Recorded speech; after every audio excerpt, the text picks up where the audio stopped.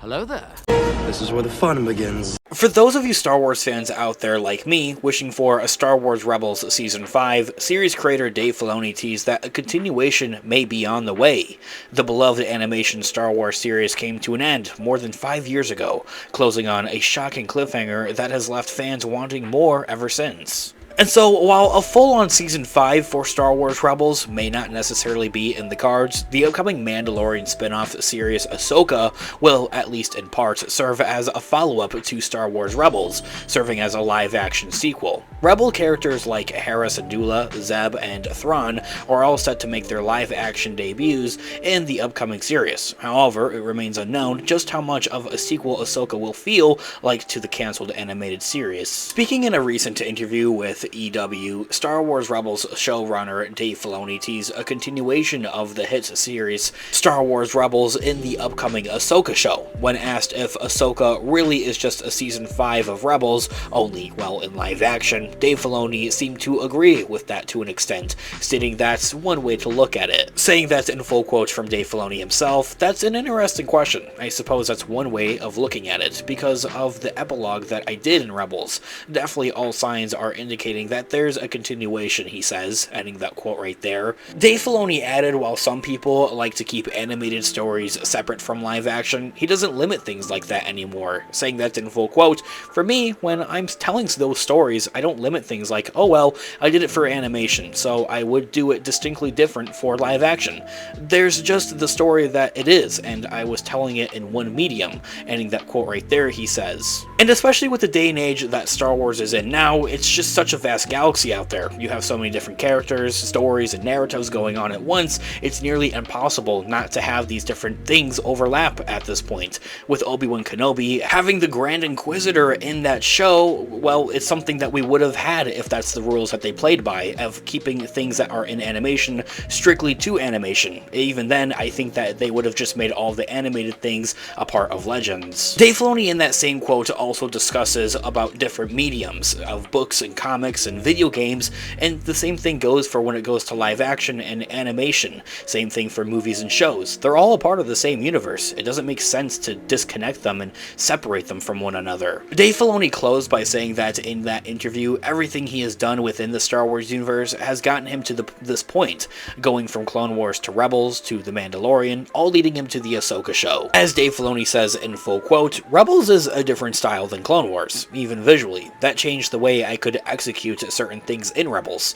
The story kind of evolved since I worked on Rebels. Working with Jon Favreau and setting things down in The Mandalorian created an opportunity to see how does Ahsoka work as a character in live action." And that quote right there, referring to bringing those things from the animated series and then interpreting them a little bit more differently with the way that they may look, I think is the most important aspect of that. But then from there also continuing on the narratives and the overall storylines of these characters at the same time as well. They're dealing with different things in the animated shows than they may be at this point in time of where the Ahsoka show is taking place now after the events of the original trilogy. So really all of this being said here, all in all, is Ahsoka's Star Wars Rebels Season 5 to a point? Well, the short and sweet answer, as we just saw from Dave Filoni himself in that interview, is really quite honestly, yes, it is to a point a continuation of Star Wars Rebels, especially when you're dealing with all of the same characters that we had in Star Wars Rebels. They all had appeared in the trailer, aside from Zeb, which is a little bit of a concern, but he did appear in The Mandalorian Season 3 as a small cameo, so I'm very hopeful that he'll also appear in the Ahsoka show. But there's a little bit of a distance, I think, between there, and that for whatever reason he may not appear in the Ahsoka show, but I think he will. And so, for some time there was some talk about a Rebels sequel series set to follow up on the events teased at the very end of Rebels and that epilogue. However, those plans look to be abandoned to a point, but many of those overall ideas are going to be carried out and seen in the Ahsoka live-action show, at least in the form they may have originally been conceived, is the only things that really could be changed. And so, for all intensive purposes, Ahsoka is that Rebels sequel that we're looking for. Sure, it will not be animated like the original series was, but it is really looking like it will serve very much the same purpose that the original sequel was going to.